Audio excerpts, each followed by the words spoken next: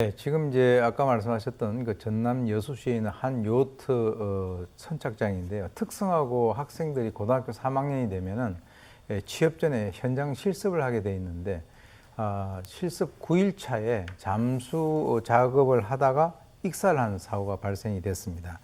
왜 그러냐면 이제 요트 바닥에 보게 되면 이 따개비들이 많이 붙어 있거든요. 그것을 이제 좀 제거하라고 하는 그 작업 지시를 받고 사다리에 의존해 가지고 수심 한 7m 정도 되는 데 들어가서 한 1시간 정도 작업을 하다가 잠수 장비 정비를 위해 가지고 일단 이제 수면 위로 올라왔는데 거기에 보게 되면 이제 이 잠수 장비를 해체를 하는 것이 있는데 이 해체하는 게 순서가 있습니다. 제일 먼저 몸을 가라앉힐 목적으로 이제 납 벨트를 메고 있는데 그거부터 먼저 해체를 하고 오리발을 해체를 하고 그리고 난 뒤에 이제 부력이라든가 또는 생명줄 또는 사고 예방을 위해서 이 산소통을 제일 마지막에 그 해체를 해야 되는데 이 학생 같은 경우는 경험이 없어가지고 그걸 거꾸로 했단 말이죠.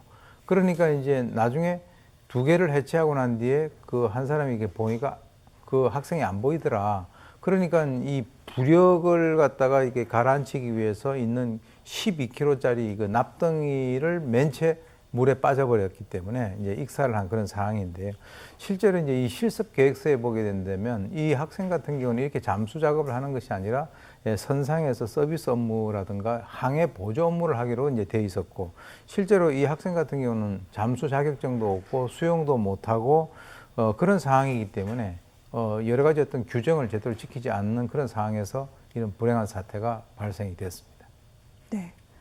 자, 고등학교 3학년, 정말 어린 친구라고 얘기할 수가 있겠죠. 저희가 뭐 이 나이 또래 아이들이라고 부르는데 아이가 그렇게 순종한 겁니다. 그것도 전혀 실습 대상이나 교육 대상도 아니었던 작업을 하다가 이렇게 숨졌는데 그런데 또 공분을 자아내는 대목이 있습니다. 현장 실습에 나갔던 이 고등학생이 숨진 지 불과 나흘 만에 바로 그 요트 업체가 또 학생이 작업하던 바로 그 요트를 손님을 태우고 운항을 했다는 겁니다.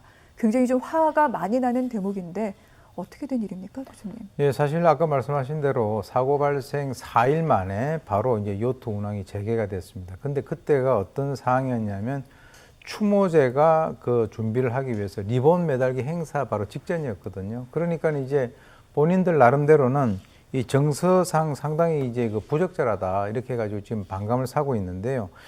사실 이 홍군이 이제 사망을 하고 난 이 피해자 학생이 사망하고 난 이후에 고용노동부 여수지청에서는 해당 업체의 잠수 작업에 대해서 부분 작업 중지 명령을 한 것은 맞지만 실제로 요트 운항과 관련돼서는 전혀 어떤 그 특별한 규제 조치를 하지 않은 상태이기 때문에 이 업체에서 얘기하는 것은 우리가 예약 손님 때문에 어쩔 수 없었다 이렇게 현재 변명을 하고 있는 상황입니다. 네, 참.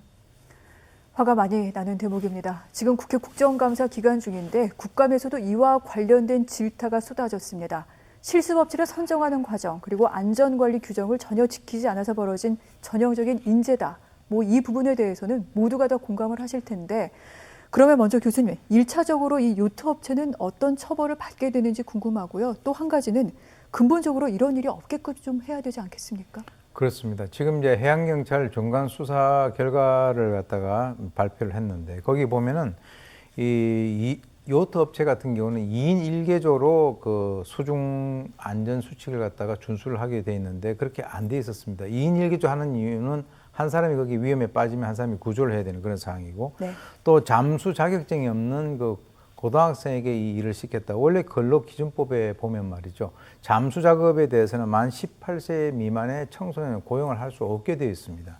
또 안전관리자도 배치를 하지 않았어요. 그런데 아까 말씀드렸지만은 애시당초 이 학생 같은 경우는 잠수 작업하고는 전혀 상관이 없는 이 실습 계획에 있어서는 이 선상에서 어떤 서비스 업무를 하는 그런 학생에 대해 가지고 이제 이렇게 된 것인데 현장 실습 표준 협약서라고 하는 것이 있습니다. 여기 보면 실습생이 받아야 되는 가장 그 최소한의 대우라든가 보호 조치가 규정이 되어 있거든요. 그러니까 이제 그런 것들을 제대로 지키지 않았다라고 하는 그런 측면이고 대부분 보게 되면 이 실습이라고 하는 미명하에 이 학생들이 오게 되면 허드렛 일들을 많이 시키는 그런 경향이 있어요. 네. 그래서 그것은 해서는 안 된다라고 여러 번 어떤 그 주의라든가 경고가 있었음에도 불구하고 이제 이런 상황이 발생이 됐는데 결국은 이런 그 규정이라든가 방침이 없어서가 아니라 분명히 존재를 하는데 그것을 제대로 지키지 않아서 이 어린 생명이 그야말로 한번 펴보지도 못하고 불기의 객이 되는 이런 안타까운 일이 발생이 됐다 이렇게 봅니다. 네.